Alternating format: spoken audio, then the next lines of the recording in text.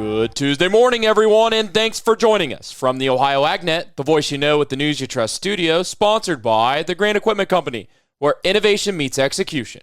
I'm Joe Everett. Well, currently 34 degrees outside here at the farm this morning, and it does look like we warm up to around the mid-40s.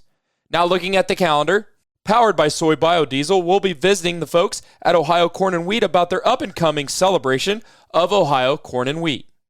Looking at some of your agricultural news headlines, tariff standoffs end as U.S., Canada, and Mexico won't impose immediate tariffs after a day of calls.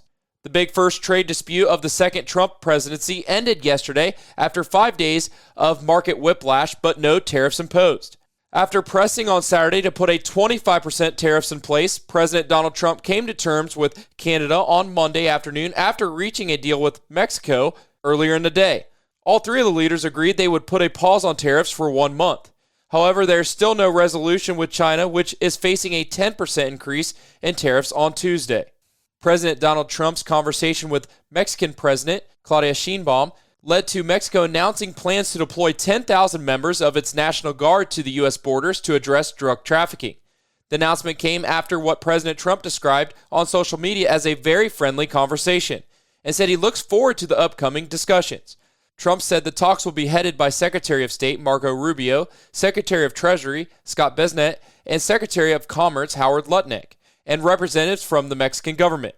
I look forward to participating in the negotiations with President Sheinbaum, as well as attempt to achieve a deal between our two countries, Trump added. As a condition of their talks, Sheinbaum laid out changes in border policies, and Trump confirmed Mexico's deployment of troops. Well, over the weekend was the Yield Chasers event, and there I caught up with Kyle Croft, who was one of the first place winners at 323 bushels per acre, to see how his growing season went. Late start, difficult with moisture, so we were fortunate to get just enough timely rains to make a yield like that. And so, did it make a difference on when it was planted this year for you guys? The earlier the better, yes. And as maturity-wise, are you guys seeing advantage of mid-maturity, late maturity, or even early maturities on your operation?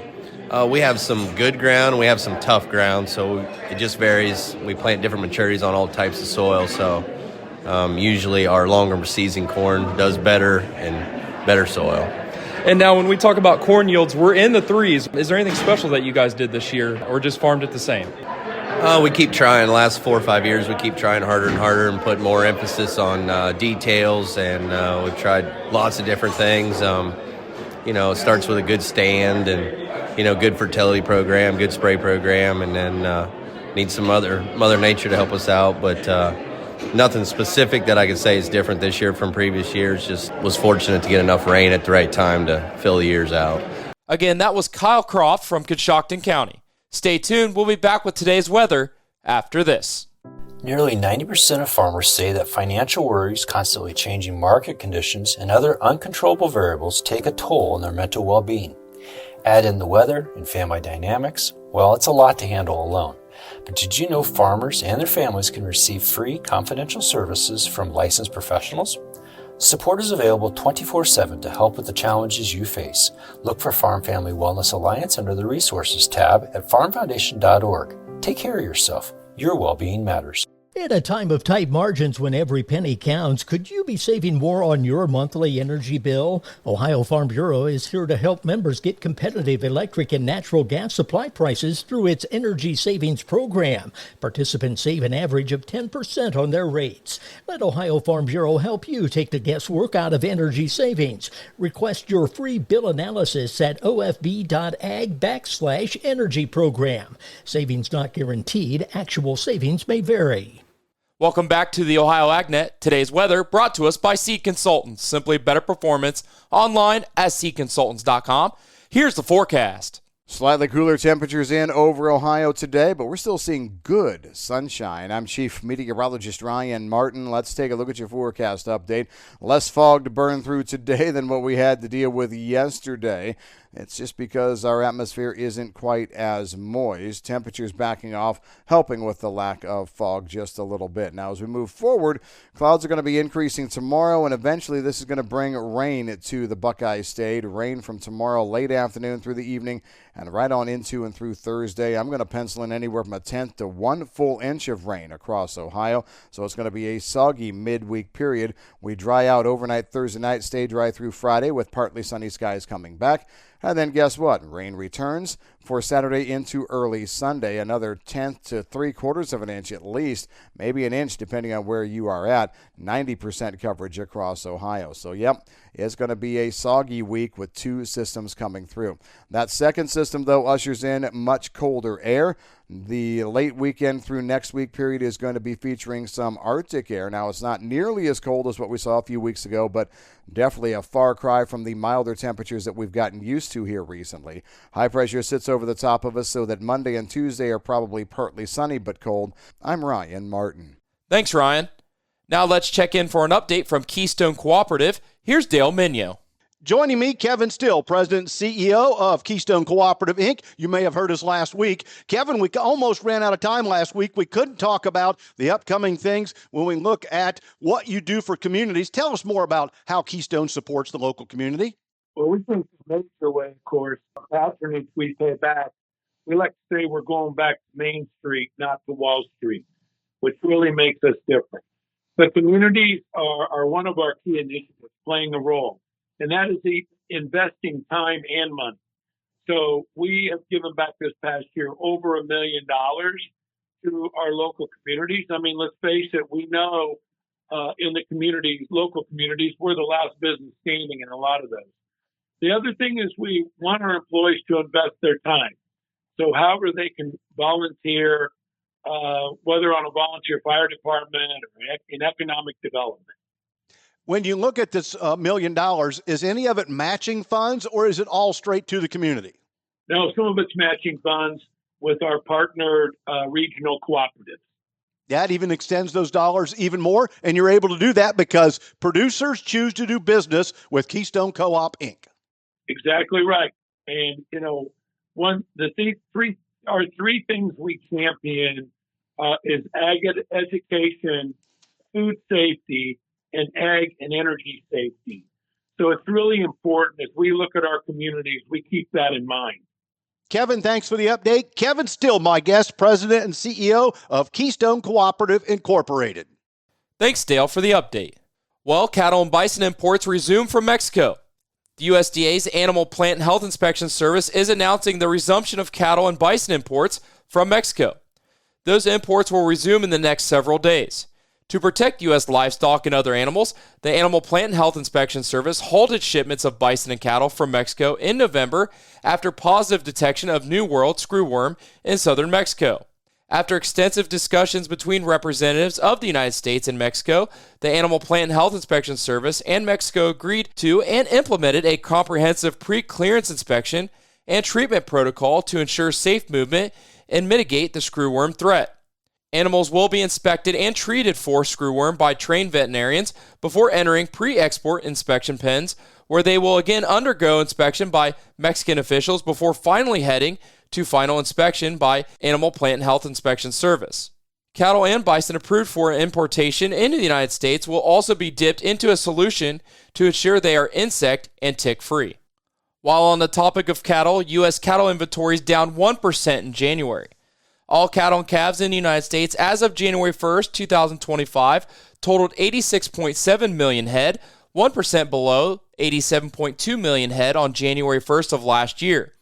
All cows and heifers that have calved at 37.2 million head were slightly below the 37.4 million head last year. Beef cows at 27.9 million head were down 1% from a year ago. Cattle and calves on feed for slaughter market in the United States for all feedlots totaled 14.3 million head on January 1st. That inventory is down 1% from January 1st of last year, total of 14.4 million head.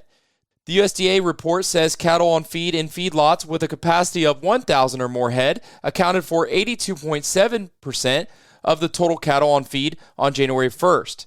The 2024 calf crop in the United States was estimated at 33.5 million head, down slightly from the previous year's calf crop. In other news, a potential settlement in an antitrust case.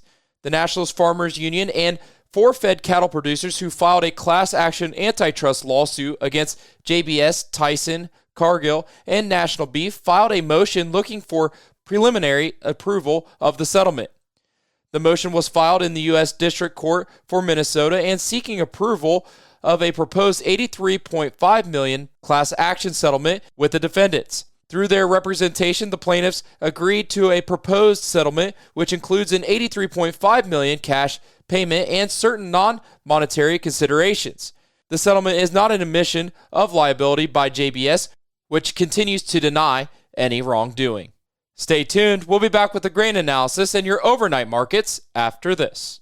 Morton Buildings is holding their annual Building Value Days sales event, running now until the end of February. If you are looking to build, now's the time to lock in your building project and save. Join them for their open house Friday, February 21st, 8 a.m. to 5 p.m., and Saturday, February 22nd, 8 a.m. to 1 p.m. at one of their Ohio construction centers, Caldwell, Kenton, Wilmington, or Worcester. For more information and to find your local office, visit mortonbuildings.com. Certain restrictions may apply. This offer is available on select building styles. Contact your local construction center for more details. National FFA Week is February 15th through the 22nd, a week set aside for FFA students across the country to share how FFA impacts members every day. I'm National FFA Secretary Luke Jennings from Ohio. What better way to show your support of FFA than to get involved in FFA Week?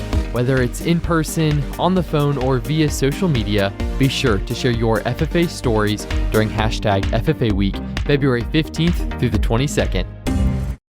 Today's market analysis is brought to you by the Louis Dreyfus Company, excited to be building the newest state-of-the-art soybean crush facility in Upper Sandusky, Ohio.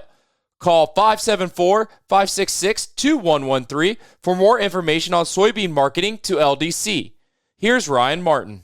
In a wild ride kind of a setting, the grain markets yesterday did manage to finish mostly higher. The only place we did see some weakness throughout the trading day, now the key word there was day, was in soybean meal. We traded lower for a time, but finished back positive. Cotton markets were a little bit weaker, but outside of that, it was just an interesting day all the way around. Let's kind of recap it for you a little bit. The biggest thing was headline risk when it came to the tariff agreements or the tariff situation. And that took a little bit of an interesting step when President Trump said he was delaying the Mexican tariffs for another month to March 1st because Mexico's president was going to send 10,000 troops to the border, National Guard troops from Mexico, to help stem the tide of migrants. And also they were willing to talk through other things. And so that's what really kind of got this market headed in the right direction. Now, Canada is on the other side of the equation. President Trump talking with Trudeau multiple times yesterday into the afternoon. And right now it just still is kind of a mess in Canada with regard to the tariffs. And the one we didn't hear weigh in at all yesterday was at China. Part of that could be because of holiday over there. In another new round of news, OPEC decided to keep its current production plans and remove the U.S.'s EIA as a data source. OPEC says it will not bend to President Trump's demand to raise production, but will gradually increase production from April onward. OPEC is asking its members to cut daily crude oil production by 5.85 million barrels, or equal to 6% of the world's supply, into September of 2026. OPEC is expected to raise its world production gradually by 2.2 million barrels per day. The U.S. exported 49.3 million bushels of corn, 37.2 million bushels of beans, and about 9.3 million bushels of wheat in the week ending January 30th. For the respective crop years, were still higher than last year by 33% on corn, beans up about 16%, and wheat exports up 20%. China did ship out 12.6 million bushels in the week ending Thursday. China is actively shipping out its U.S. purchases. I'm Ryan Martin. Thanks, Ryan. Now looking at your overnight trade brought to us by Seed Consultants. Simply better performance online at seedconsultants.com. March corn $4.90 3/4 up 2. May corn $5.01 3/4 up 2. March soybeans $10.53 1/4 down 5, and May soybeans $10.67 1/2 down 5 1/4. March wheat $5.65 3/4 down a penny. Looking at livestock from yesterday's close, February live cattle 202.97 down $1.62. April live cattle 215 down $2.15. February lean hogs 84.32 up 15 cents. April lean hogs 86.35 down $4. April feeder cattle 269.82 down $5.30, and May feeder cattle 267.97 down $5.15. This is the Ohio AgNet.